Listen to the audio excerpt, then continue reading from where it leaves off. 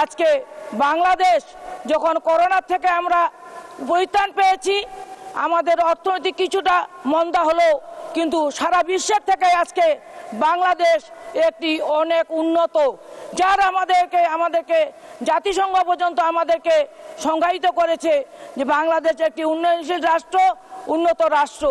কয়েকদিন আগে আমাদের মাননীয় প্রধানমন্ত্রীকে তারা আবারও সাধুবাদ জানিয়েছেন এই উন্নয়নের জন্য।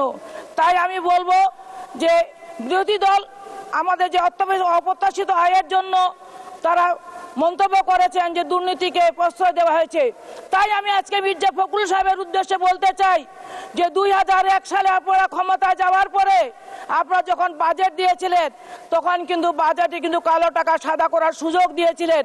তৎকালীন প্রধানমন্ত্রী, আপনাদের প্রধানমন্ত্রী খালেদা জিয়া একজন রাষ্ট্রপ্রধান হয়েও তিনি কালো টাকা সাদা করেছিলেন। এটা বিশ্বে নজিরবিহীন একটি স্থাপন করেছিলেন। আমাদের সংসদ সদস্যদের যে গাড়ি দেওয়া হয়েছে, এই গাড়িটি কিন্তু আমাদের শুল্কমুক্ত ছিল। এবারে বাজেটে আমাদের গাড়ির জন্য শুল্ক ধরা হয়েছে।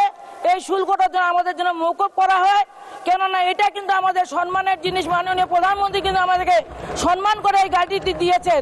এই গাড়িটার আমরা করমুক্ত গাড়ি চাই।